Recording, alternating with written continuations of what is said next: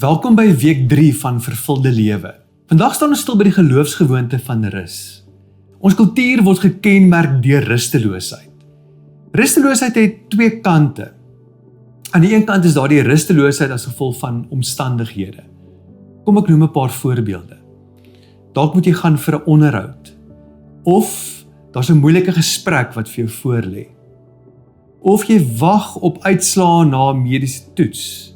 'n besige seisoen by die werk, projekte wat afgehandel moet word.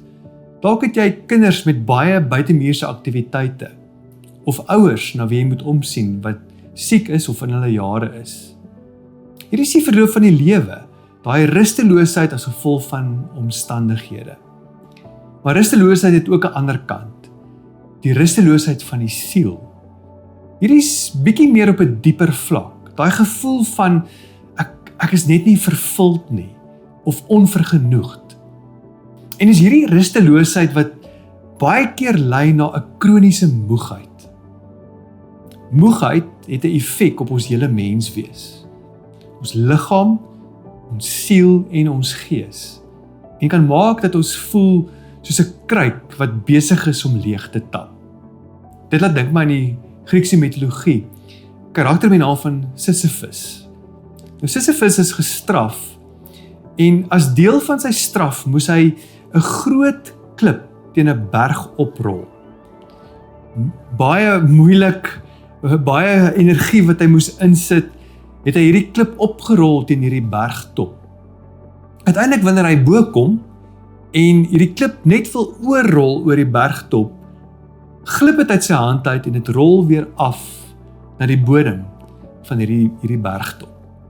So moet hy aangaan jaar vir jaar tot in ewigheid. Op en dan rol die klip weer af. Dit laat dink my soms aan ons lewe, dat dit vir ons voel asof werk net nie eindig nie. Ons beleef dit op baie vlakke. Jy beleef dit by die huis met skottelgoed. Jy was die skottelgoed en as jy weer kyk is daar 'n wasbak vol vuil skottelgoed. Of wat van die wasgoed. Maar ons beleef dit ook by ons werkplekke. Na Desember vakansie, daai eindelose e-posse wat jy moet antwoord, oproepe, projekte of prosesse wat net nie stop nie. Maar is vir ons wat moegheid in ons lewe beleef, dat Jesus kom met 'n baie groot uitnodiging. Kom na my toe, julle almal wat moeg is en swaar laste moet dra, en ek sal julle lewens verkoop.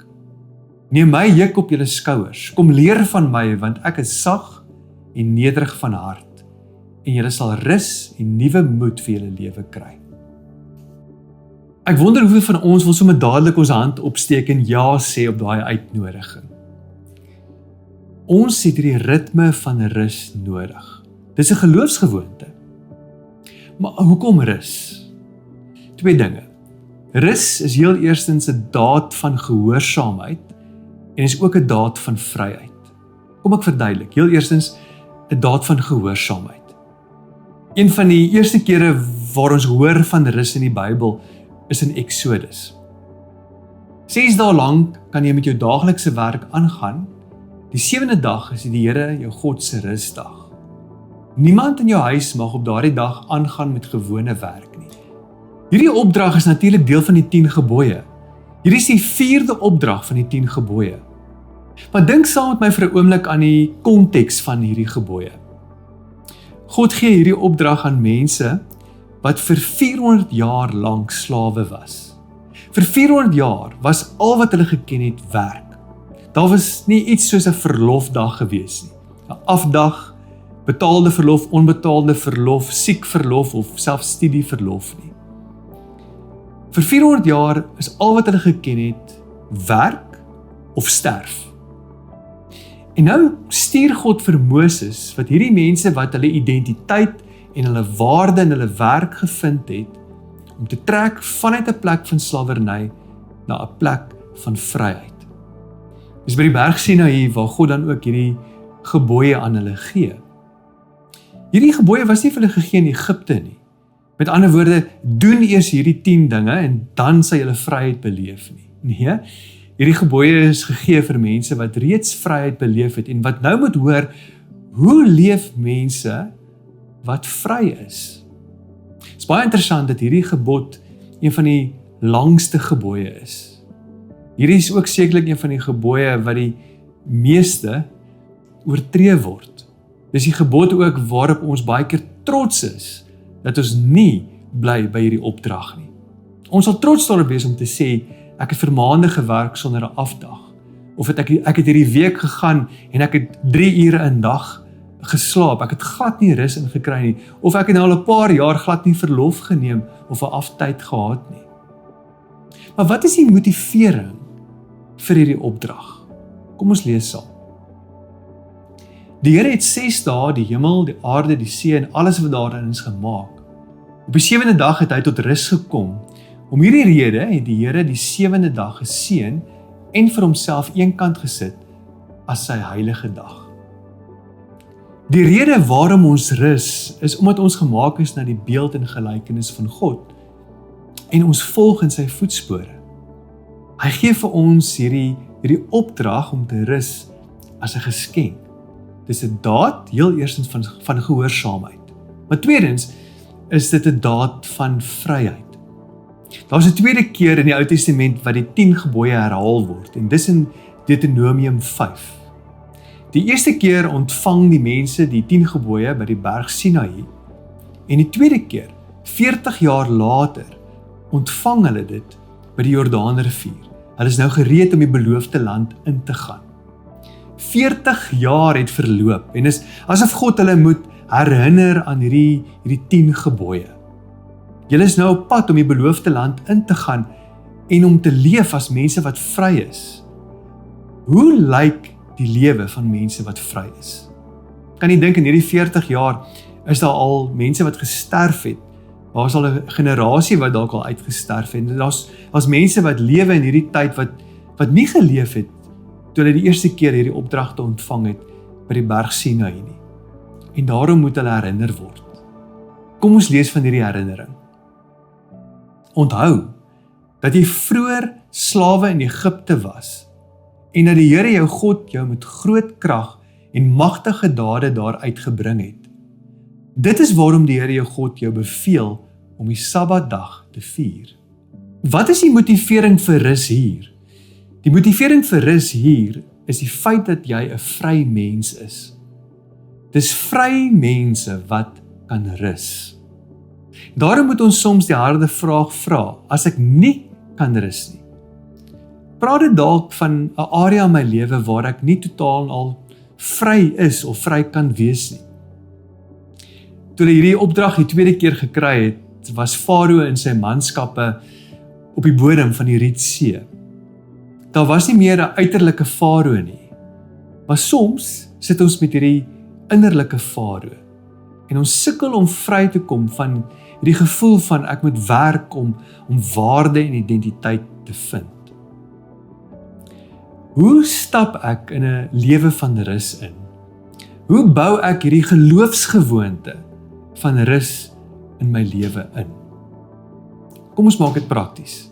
Ek wil jou nooi om in die volgende week wat vir jou voorlê, 'n 24 uur op sy te sit waar jy rus. Rus van betaalde en onbetaalde werk. En ons 'n paar praktiese dinge wat jy kan doen in daardie tyd van rus. Heel eerstens, kies 'n spesifieke dag en tyd en hou daarby. En dan tweedens, begin en eindig hierdie tydperk met 'n bepaalde ritueel. Kom ek noem 'n voorbeeld. As jy byvoorbeeld Sondag kies, begin hierdie tyd van rus met die oggenddiens. Of as jy dalk 'n ander tyd kies, byvoorbeeld 'n Vrydag aand tot 'n Saterdag aand, begin dit met 'n ete saam met jou gesin of met jou familie. Maar eindig ook die tyd van rus met 'n bepaalde lewegewende ritueel. Maar wat doen 'n mens in daai tyd van rus? Ek dink is belangrik in hierdie uitdaging dat ons vir mekaar sê, kom ons bly weg van alle skerms, rekenaarskerms, televisieskerms, en as jy kan, selfs jou foon af te sit vir daai 24 uur. Bly ook weg van 'n tydperk vir 24 uur van koop en verkoop of om op te vang op werk waar jy agter geraak het. Maar wat is dit wat ek daar kan doen in daai 24 uur? Hier's 'n paar voorstelle. Slaap, luister musiek, eet saam met familie, gaan stap, spandeer die tyd alleen saam met die Here, lees, seën jou kinders of jou huweliksmaat, spandeer tyd in aanbidding, spandeer tyd saam met familie of vriende. Dink vir 'n oomblik aan die effek op ons lewens wanneer ons nie rus nie, of te min rus. As ek moet dink aan my eie lewe, was daar al tye gewees waar ek nie die beste weergawe van myself was teenoor my huweliksmaat, my kinders, my familie, my werkskollegas of mense rondom my nie, as gevolg van die feit dat ek nie uitgerus was nie. Dit maak jou geïrriteerd en kort af, dit steel jou kreatiwiteit. Maar dink ook die potensiaal as jy uitgerus is. Ons is wakker om die stem van die Here te hoor. Jy het tyd en energie vir mense rondom jou. En jou kreatiewe vlakke is baie hoog. In die Nuwe Testament kom Jesus en Jesus kom praat ook oor hierdie rusdag, oor die Sabbatdag. En in sy dag en tyd, soos ons dag en tyd, was daar mense gewees aan die een kant wat die Sabbat gesien het as iets baie wetties met klomp reëls, maar aan die ander ekstreem was mense wat die Sabbat gesien het as irrelevant. En ek weet nie waar jy jouself bevind tussen daai twee pole nie. Kom ons lees wat Jesus sê oor so 'n rusdag, oor die Sabbatdag. Jesus het verder vir hulle gesê: die Sabbatdag is vir die mens gemaak en nie die mens vir die Sabbatdag nie. Daarom is die seun van die mens Here ook oor die Sabbatdag. Dit is Jesus wat die Here is oor die Sabbatdag, wat vir jou en my uitnooi na hierdie ritme van rus in ons lewe. Ek bid graag hierdie seëngebed oor jou lewe. Mag die God van rus jou vul met sy vrede en sy teenwoordigheid, soos wat jy tyd maak om te stop en rus in hom. Amen. Mag jy werklik die waarde sien in jou lewe, soos wat jy ook jou kapasiteit vir rus opbou en hierdie geloofsgewoonte deel maak van jou lewe. Mag julle wonderlike gesprekke ook nou in die groep hê. Die Here seën jou.